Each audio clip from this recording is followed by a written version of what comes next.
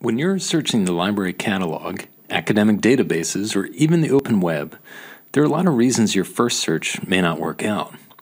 You might have gotten no results or too few. You might have gotten too many results. Or you might have gotten a manageable number of results, but they weren't relevant. If this happens to you, know that you're not alone. Failure is part of the research process, even for experienced researchers. The key is what you do next. This tutorial will cover 3 specific strategies that you can use when your first search fails: finding synonyms for keywords, adjusting the scope of your subject, and doing background research. Synonyms are different words with identical or highly similar meanings. Sometimes the words we use for what we're researching don't match those used by experts, or they don't match the language a database uses to categorize articles. So if an initial keyword search doesn't pan out, it doesn't mean you're doomed. It might simply mean you need to find synonyms for your search terms. Let's look at an example. Let's say I'm researching the effect of smog on heart health. So here we are in a health database, Synol. Here we go, smog, heart health. Oh dear, only 2 results. I'm doomed. Wait, no, we just need to find language that works. We could try thinking of synonyms for these keywords or consult an online thesaurus. And here we are at thesaurus.com, which gives us acid rain, fog, soot, carbon dioxide, smoke, and haze. As we can see, these answers are just okay. Acid rain isn't really the same thing as smog. But what the heck, let's give one of these a spin. Smoke and heart health. I've got more results, but they mostly aren't relevant. Too many of them are about tobacco smoke. But these results do provide some important clues on how I might search in the future. Often, the most effective synonym will come from sources themselves. If you can find one relevant source, take a close look at the language this source uses to describe your subject.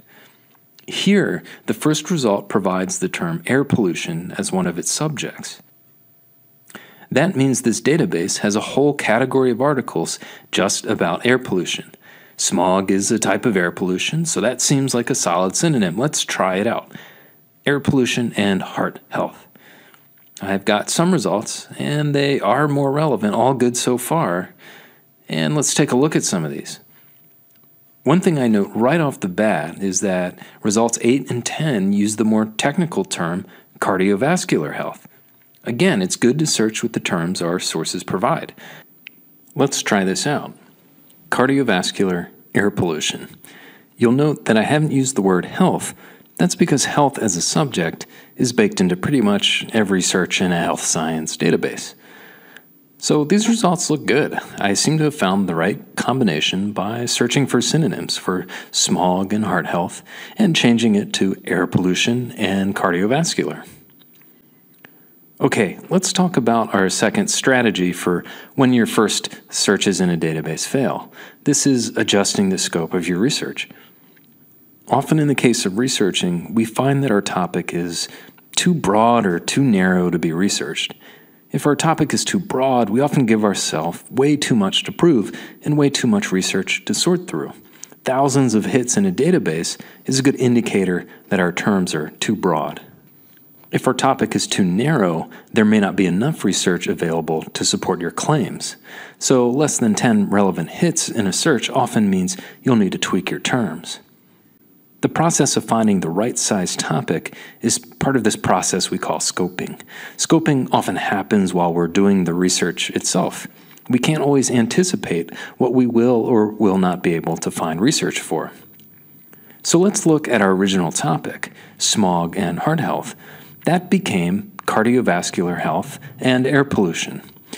While we were finding synonyms, we were actually also slightly changing the scope of the project. Well, what do I mean? The cardiovascular system includes the heart, but also the larger circulatory system. So it's a broader term than heart health. And smog is a type of air pollution. So air pollution is a broader term. These 2 changes in search terms broaden the scope of our research. They made our subject larger. As I dig into my search results, what if the amount of research seems overwhelming? Or, as I read, I realize that so many things go into air pollution and cardiovascular health that I would have difficulty really covering any of it in depth in a short paper. In that case, I really want to narrow the scope of my topic again. What are some strategies for changing the scope of our research? Well, one strategy is to ask some basic questions. What, where, when, how, or why? The question what might lead us to ask, well, what kind of air pollution or pollutants? Perhaps I'm interested in air pollution from cars, which is a specific kind of air pollutant. I would then add that to my search, cardiovascular, air pollution, cars. Interesting, but not enough sources. What if I add some synonyms? So my search is now going to be cardiovascular, air pollution, cars, or traffic, or automobiles. 165 hits. We could be onto something. The question of where the air pollution is that I'm interested in might lead me to indoor air pollution. Let's take a look. Cardiovascular, air pollution, indoor. Promising again, this is a nice set of results. So even though our initial topic seemed okay, we found that we could follow our interests and narrow it down even further by asking what, where, when, how, or why of my subject and testing out some searches. But what if I want to expand the scope of my subject? In this case, I want to think about the parts of my subject, cardiovascular health and air pollution, and think, well, what are these subcategories or specific examples of? One obvious route here would be to say, well, cardiovascular health is a subset of overall health. Air pollution is simply one type of pollution. But to be honest, topics like pollution's impact on health seem way too broad. So I might ask myself, well, what led me to this subject? Why was I thinking about air pollution anyway? I might then remember, I was interested in air pollution because my brother on the West Coast has been telling me about how he's worried about all the smoke from forest fires, and the scale and frequency of those forest fires has been increased by climate change. So air pollution is a subset of the larger category effects of climate change. Let's see what we get. Cardiovascular and climate change. Look at that, 92 hits. And many of the new ones still look relevant. There's research here. There's a subset of results on the impact of wildfires on cardiovascular health. Very interesting. The second thing I'll note is that even though this topic is much broader, there's not a ton more hits than my original search. So this still might be an interesting and nicely scoped topic. Okay, let's wrap up by addressing one final strategy for when your initial searches don't work out. This is performing background research.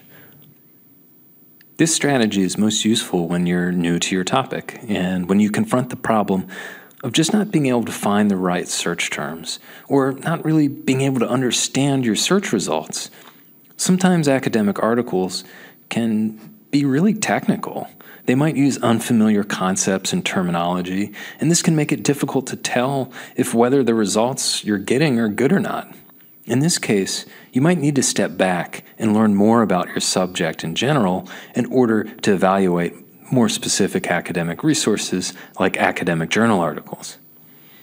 To gain general knowledge about your subject and to prepare to search for and understand specialized sources, you can try a couple things. The first thing you can try is, just using Wikipedia. So here's the Wikipedia page for air pollution. You wouldn't ever cite a Wikipedia article, but you can use it to understand your topic in general and maybe find some terms, concepts, or debates you want to research for in article databases. Wikipedia also provides citations, and some of these may actually be suitable academic sources. The second place you can go is called Credo Reference, which is a Wikipedia-like database of encyclopedias. You would put your term in the catalog search bar, then select air pollution in Credo Reference. Here we see a number of general entries which you could cite. The final way to learn about your subject in general in order to research specifics within it effectively is to, well, read a book about it. The scope of books is much larger than individual articles. They can be a good way to discover particular subjects, questions, and debates about a topic. So if I know I want to write about a specific facet of air pollution, but don't really know what that facet might be, I can do a book search. So here we are at the library homepage. I'm going to type air pollution and then select books, and voila. This one looks like a good entry point. Okay, there we have it. 3 things to do if your initial search terms fail. 1, find synonyms. 2, adjust the scope of your research. And 3, step way back and do some background research. Thank you for listening, and if you need further assistance, don't hesitate to contact a librarian.